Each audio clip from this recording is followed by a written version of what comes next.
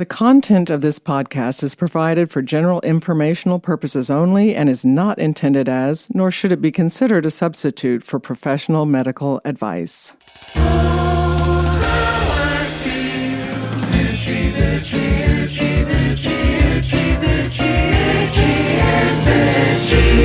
Hello everyone, this is Karen Nickel, family nurse practitioner, and this is Itchy and Bitchy, a podcast that provides answers to your many unanswered health questions. You probably get questions from friends and family like, where do you get your dry cleaning done? Do you have a plumber you can recommend? What's your favorite plant food for your flowers? I don't get those questions. I get questions about supplements or tests nearly every day. Should I take this supplement or that supplement? Should I have this urine or blood test done? So the latest question I got was, should I take Methylene Blue? When I get a question like that, I immediately think, social media must be flooded with advertisements for this supplement. And sure enough, there it is all over social media. It even pops up in an ad in my solitaire game. Yes. Oh my. Well, when this person asked me the question, they texted these exact words, should I take Methylene Blue? That's all the info I got. So I asked, why do you want to take this supplement? What do you think it will do for you? And the response was the question, brain health? So I thought maybe I should talk about this. So what is Methylene Blue? Well, let's start with the history of this substance that is being peddled across social media right now. Methylene Blue is a vibrantly colored cobalt blue dye that was first used in 1876 as a textile dye. As a matter of fact, it is one of the world's oldest synthetic dyes. A few years after it was used as a fabric dye, scientists started using it to stain microorganisms to help diagnose certain infections when examining them under a microscope. In 1891, it was found to be useful to treat malaria. Yes, it was used to treat malaria. As a matter of fact, it was the first synthetic compound ever used as an antiseptic dye to treat disease.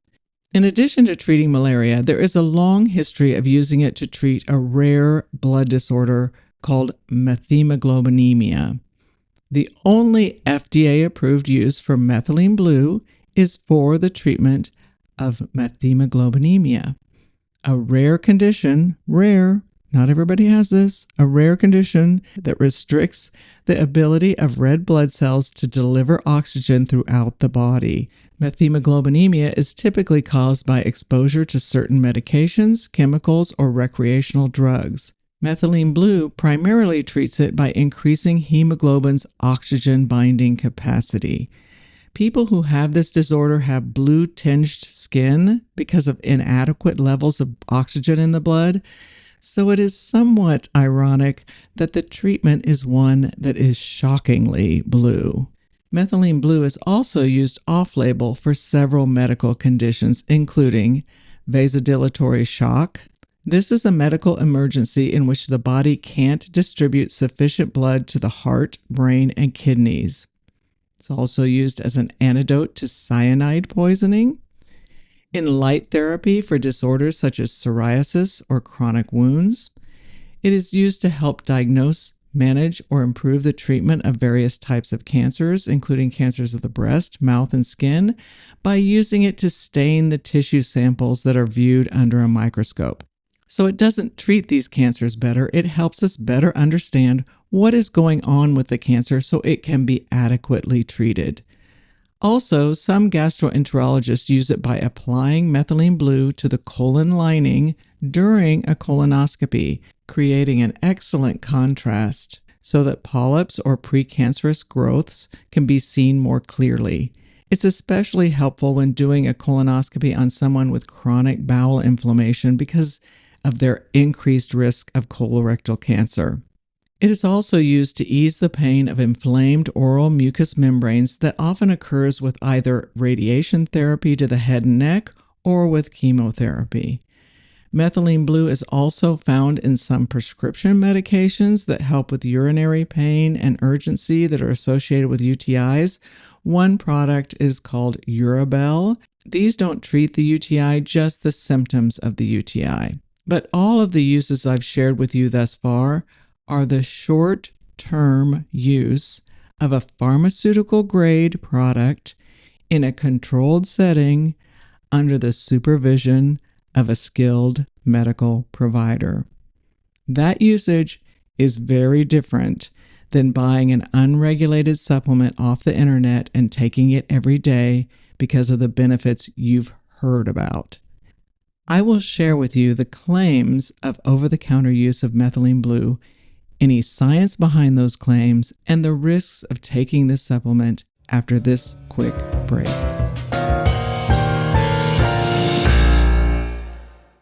Hello again. So, is methylene blue meant for the masses?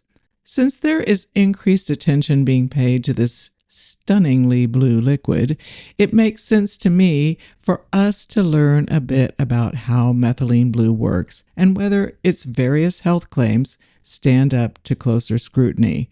The public continues to grow hungrier and hungrier for anti-aging products in the hopes that they will increase not just lifespan, but health span, meaning we're looking for better energy, better brain function, and better mood, to name a few goals.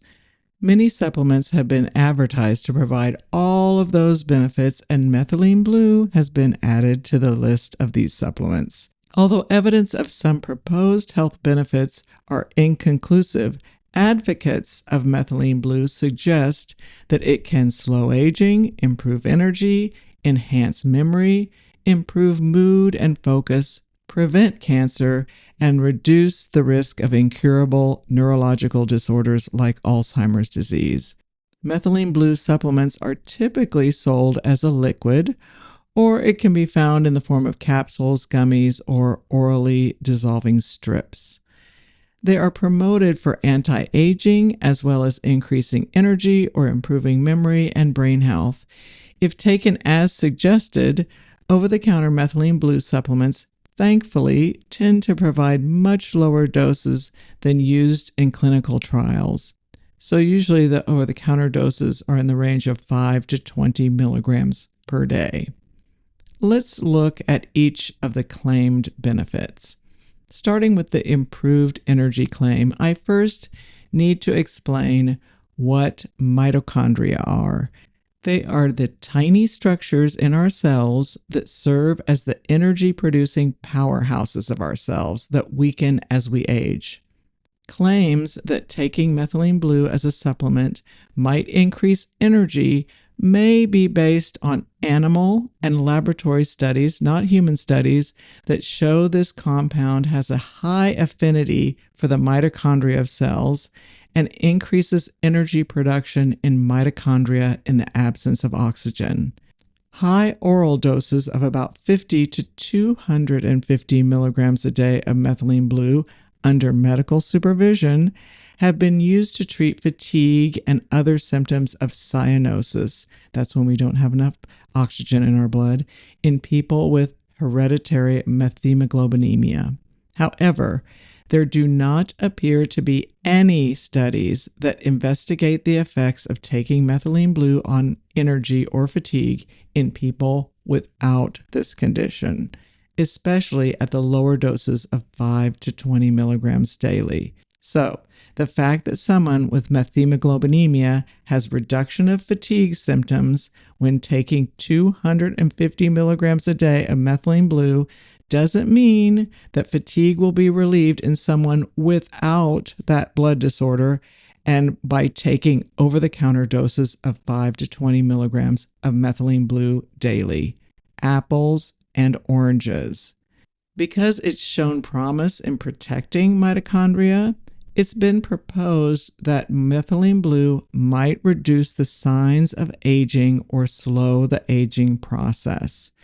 In laboratory studies, skin cells taken from older adults and exposed to methylene blue showed increased scavenging of oxidative byproducts and a decrease in certain markers of cellular aging. But these studies are on skin cells, not on entire human beings. Skin cells. Despite earlier laboratory studies suggesting methylene blue might reduce oxidative stress and prevent bone loss due to age, a methylene blue enriched diet in a 2023 study of mice did not reduce age-related bone loss. There apparently are not any published clinical trials on the effects of methylene blue on aging skin or age-related bone loss in people. Let's move on to the brain fog and memory improvement claim. A 2014 publication discusses laboratory and animal studies, again, not human studies, that have suggested that methylene blue may have a neuroprotective effect and might reduce the abnormal clumping of a protein in nerve cells called tau aggregation that is associated with Alzheimer's disease and other dementias. However, evidence of any cognitive benefit in people is mixed. A study in the United Kingdom of 238 men and women with moderate Alzheimer's disease who were not on prescription medicine for the disease had modest improvement compared to placebo when taking high doses of methylene blue daily for 24 weeks. However, those with mild disease showed no benefit on low or high doses of methylene blue. A pharmaceutical drug that is still in clinical trials called Rember, I think that's supposed to be like a shortened version of Remember, Rember, by Tau X Therapeutics, contains a more stable, reduced form of methylene blue, has been studied among people with Alzheimer's disease. These clinical trials use lower doses, 8 to 16 milligrams per day, of methylene blue derivatives, not methylene blue, but methylene blue derivatives, and these trials have shown potential benefit for cognitive decline and brain atrophy in mild to moderate Alzheimer's disease. It is not known at this point if there is a sustained benefit, and so far it appears that the most benefit is achieved if the med is initiated early in the disease process. Remember that we are talking about a methylene blue derivative, and that is not what you will find over the counter. One thing we absolutely do not know is whether or not taking methylene blue as an over-the-counter supplement would have similar effects. Honestly, more high-quality studies are needed to determine if methylene blue is beneficial for Alzheimer's disease or other dementias. This supplement is also supposed to help moods. Methylene blue is a monoamine oxidase inhibitor, an MAOI. This class of med was the first type of antidepressants developed. They're effective, but they've generally been replaced by other antidepressants that are safer and cause fewer side effects. MAOIs work by slowing the breakdown of our neurotransmitters so that we have more neurotransmitters in our brain, and that provides an easing of depression. That all sounds good, but if you are taking a prescription med like Prozac, Lexapro, or Effexor, or an over-the-counter supplement like 5-HTP or SAMe that raise serotonin levels to help with depression, and you add methylene blue to your routine, it can result in a dangerous and sometimes fatal interaction called serotonin toxicity. Also, MAOIs, like methylene blue, interact with dozens of medications, including antidepressants, antipsychotics, antibiotics, synthetic pain medications, and cold medicines. This is why we don't use MAOIs very much anymore when treating depression. Other possible side effects when taking methylene blue orally in doses ranging anywhere from 15 to 780 milligrams per day include urinary frequency and gastrointestinal symptoms such as diarrhea, constipation, nausea, and vomiting, as well as dizziness, headache, and feeling unsteady. Another thing to consider before you run out and buy an over-the-counter methylene blue to add to your regimen is that researchers have pointed out that even pharmaceutical-grade methylene blue can contain impurities, and that industrial-grade or chemical-grade methylene blue, like that sold as a stain or dye, should not be used in humans or animals. If you order the wrong type of methylene blue off the internet, you could end up quite ill. As an example, if you search for methylene blue on Amazon, you could end up accidentally purchasing fish tank cleaner. Yeah, fish tank cleaner, since methylene blue is also used as an antifungal aquarium disinfectant. And I don't want you to do that. There are some products that state that they are third-party tested for heavy metals, which can often be found in methylene blue, and also tested for organisms, and they display their reports on their websites. I am not recommending adding methylene blue to your daily regimen, but I do want you to know that you can check for products that have undergone third-party independent lab testing in an effort to avoid buying fish tank cleaner or fabric dye. Examples of companies that provide this information are Healthletic and Meraki. I'm not sure if I'm pronouncing that correctly, but it's Meraki. Healthletic and Meraki. Another more minor downside of using methylene blue liquid is it is bitter tasting and leaves your tongue and teeth blue, which supposedly fades in about an hour. Also, your urine will be blue and your stool will be discolored. Although this may seem harmless from a cosmetic standpoint and may seem to be a minor irritation of taking the supplement, it can also mask symptoms of infection and cause confusion during medical diagnosis if you're having a problem. Other warnings: pregnant or breastfeeding women should never use it. It can cross the placenta and is associated with fetal harm, and it may also be passed into breast milk with unknown effects on infants. Here's the bottom line. In the race to see who can live the longest and healthiest, over-the-counter compounds like methylene blue often gain intense attention. But they should also warrant intense scrutiny. It's critical to keep in mind that just because a particular drug or supplement works in a highly specific clinical setting, like breast cancer detection, that doesn't necessarily mean that it can or should be used by the general population.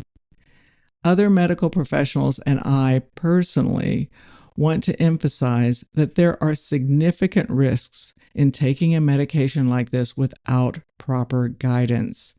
Methylene blue can affect different body systems, especially the brain and cardiovascular system, depending on the dose and interaction with other substances. Despite its resurgence as a wellness trend, methylene blue is not a wellness supplement. It is not a harmless cognitive enhancer. It is a high-risk chemical that should only be used under the guidance of a qualified medical professional and only for approved medical conditions. The dangers far outweigh the rumored benefits for most people. Using it could cost you your health or your life. If you are considering using methylene blue, consult with a medical professional before doing so. I am urging you to take caution, particularly given the lack of robust clinical evidence for its use outside of specific medical contexts. With its growing popularity online, health authorities may soon need to step in with clearer regulations and public guidance. Thank you all for listening. Wherever you listen to this podcast, please leave a review and rate the podcast. Your reviews and ratings matter. Also, make sure you follow the show so that it will be automatically downloaded. That really, really matters.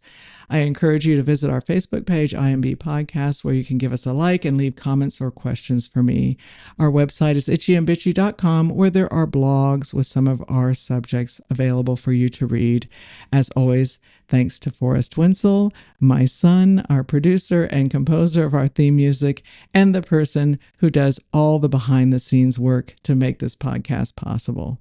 Thank you so much, Forrest. Forrest has the summer off. He's going to Michigan for a summer composers program. So proud of him. Remember, your health is in your hands.